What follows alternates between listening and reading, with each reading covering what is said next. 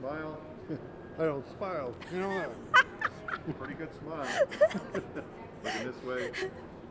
Rolling on 3, 2.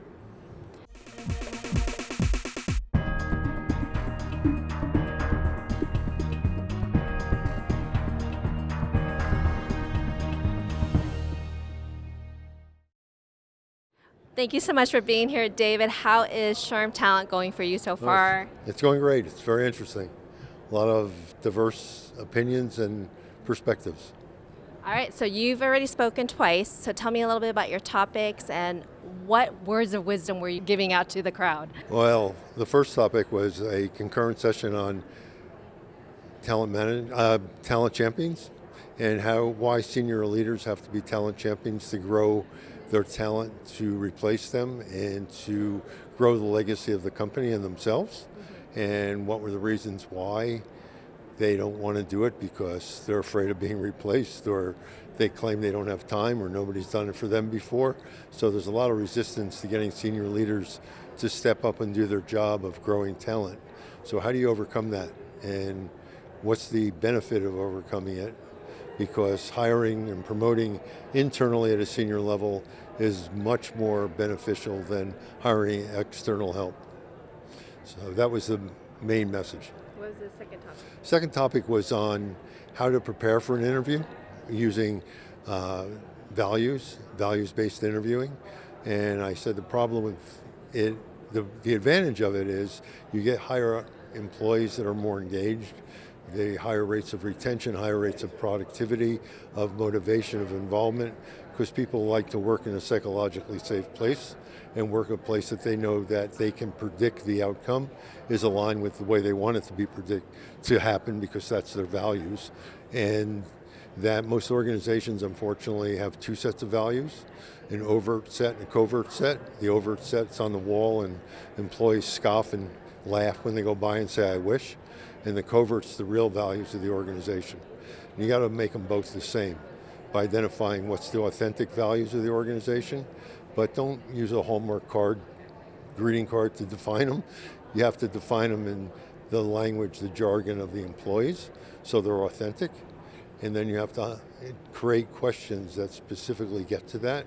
So you hire people that want to be there, are motivated to be there, and are highly engaged. It makes for a better employee experience. All right, David, there's so much to unpack here, so I'm going to go with this. So you're talking about starting with values, and I understand what you're talking about with companies, because you look on the walls of companies and they have their, integrity, right? Oh, did you see his face? Well, it's interesting you say that, because I always say in my presentations, integrity is not a value. Yeah. Integrity is the sum total of living your values. Because if you try to define integrity as a value, you wind up defining your other values as well. So you can't have one word meaning the same thing, two words meaning the same thing. You got to define it as it is. So since integrity is involved in everything that you define, the best way of explaining it is to say we will have integrity when we live our values.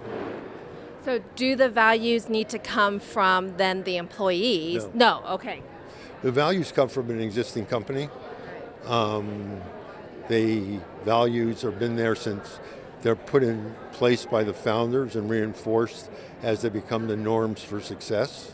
So how did you get to this point? Because you are teaching companies to set their values. You're teaching people how to interview from their values, and I know that a lot of people don't know how to do that. Right. So how did you get to this place where you're helping people do this?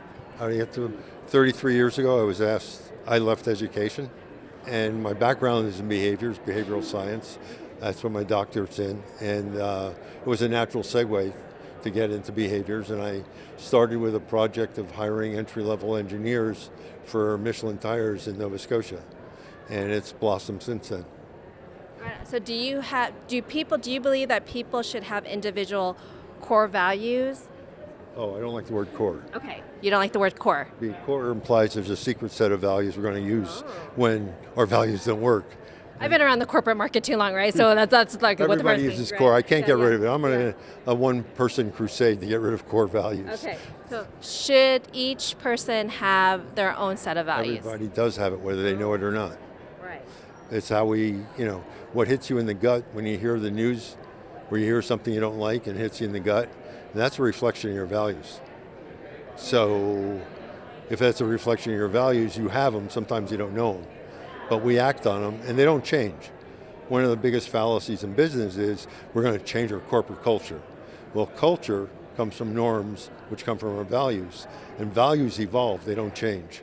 It's a fallacy that you can change culture. Culture evolves over time. You can make it a conscious effort to do that, but it's going to take a long time to do that. So, no, unless you change the whole leadership team at once, which doesn't usually happen.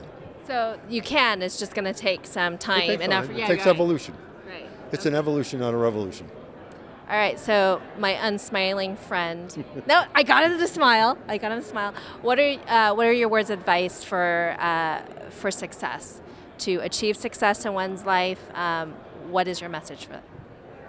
Live your values There you go. in all situations, regardless, especially the difficult ones, where it might be easier to do something else, and to have a passion for something that's bigger and beyond yourself.